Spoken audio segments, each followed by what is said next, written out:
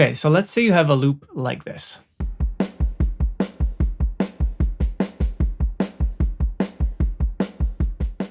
Now, by the end of the video, we're going to turn this loop into this. Your way out, green hills with no crowds.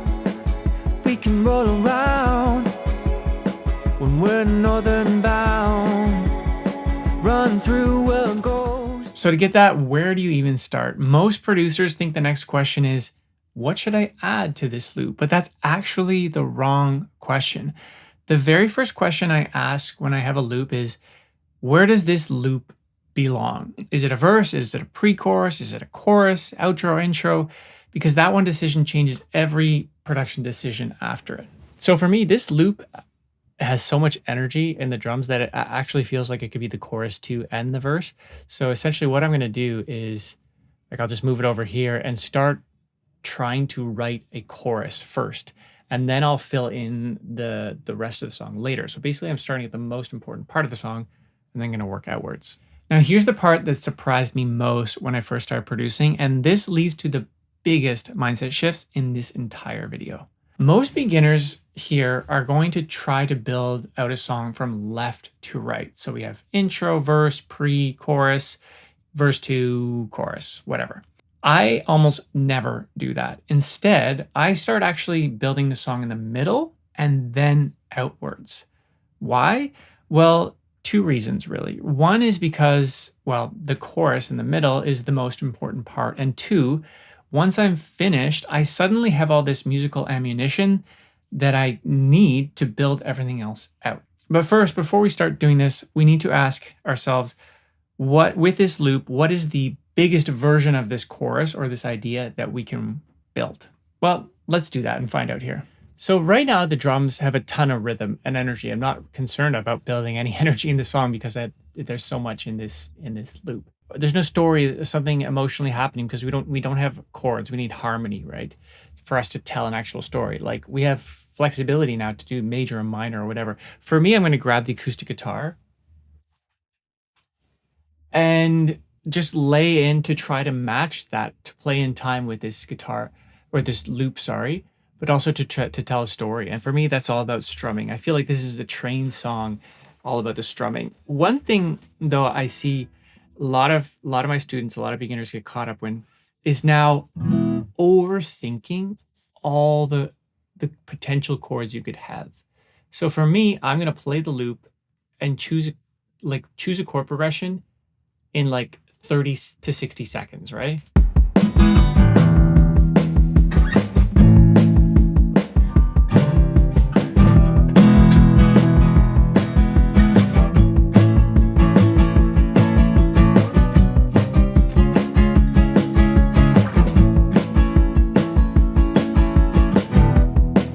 So, okay, I had that loop in my head. I had those chords in my head before the video, but it didn't really take me long to come up with that. It probably took about 60 seconds. I wasn't confused of, oh, but should it start in that E? Maybe it should actually be in F sharp.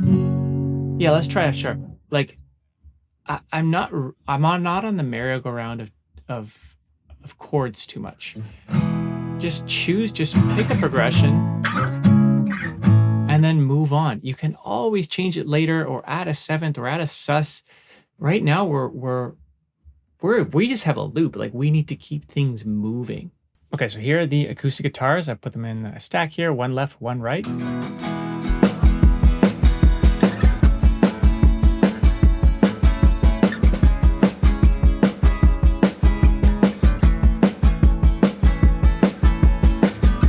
And those chords loop.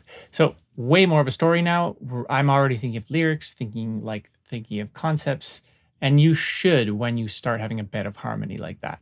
So at this moment, I just want to add anything else quickly musically that would make the chorus feel a bit more complete. Obviously, it would, if we're going to produce a song, it needs a proper production, but we're trying to build out this drum loop, right? And build a song here. So I'll grab my guitar, build out some little licks, maybe a bass, and just try to build a vibe really with this.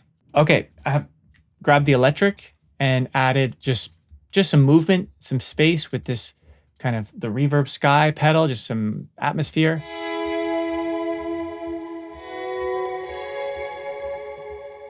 Bit of melodic energy too, and some plucks on the guitar.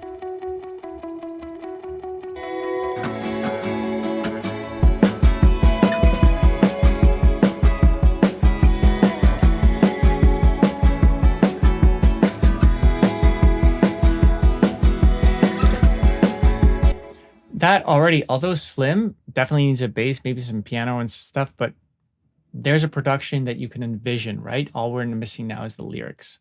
Now, at this point, most producers make the exact wrong move.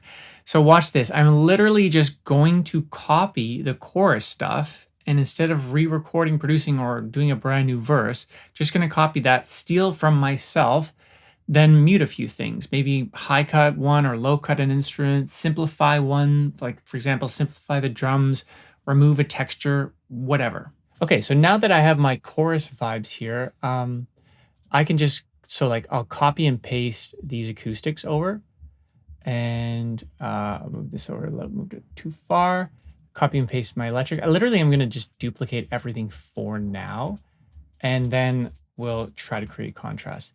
So coming into, so this would be a verse here. I'm not going to have the exact same, or this would be, let's say verse 2, and then I'd have verse 1 over here.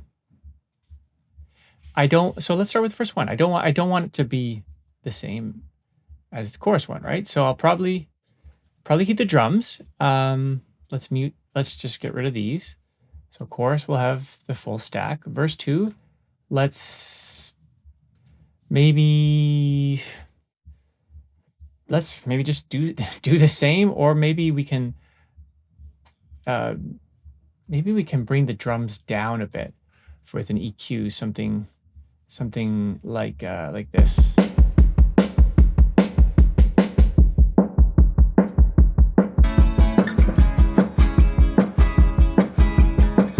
Just something simple.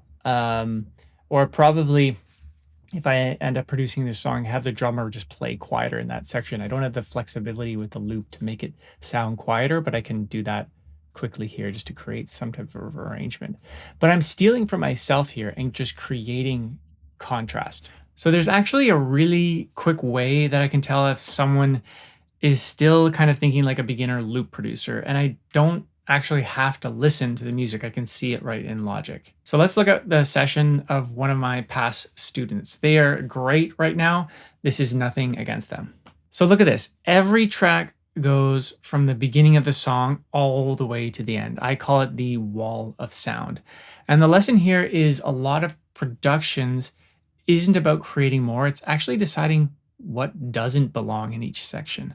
Now at this time, I want to know the biggest way to create that contrast and to tell the story is the lyrics and the melody, the top line melody of the song. That's the biggest way, in my opinion, that where you can have big choruses or small verses. And it's oftentimes when I work with students that I get them to try to rewrite the chorus, or try to not always rewrite it, but try to change the pitch of the melody or the rhythm of the melody.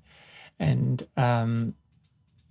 in the verses and choruses, a way where you can contrast it is just to have more room in your melody in the verse, and maybe make the rhythm of your chorus faster, because it's always what's loudest in the mix, the vocal, right? So we're really going to focus on that as a listener, and that's going to carry a lot of energy for us. So something like this would be slim in the verse. Waiting on my life to turn to something, holding back on my heart then nothing. But we will walk 10,000 miles. Lots of space. We'll drive 10,000 more. I see your way out, green hills with no crowds. We can roll around when we're northern bound.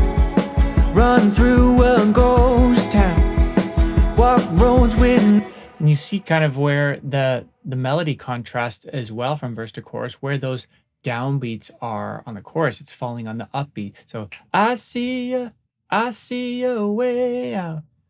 Green hills. So that creates a lot of movement when you're moving where you land your melody as well. Now we can fly this over all already and work, because that's the chorus melody. We can come up with different lyrics and stay away from that wall of sound. So the arrangement tells a story. That's the difference between producing a loop and producing a song. But that raises another question. How do you actually know what belongs in a verse, a pre, an outro, a bridge, whatever? That's why you need to watch this video right here, and I will break down exactly those questions while showing you how professional producers actually build an arrangement from start to finish. So hope to see you there.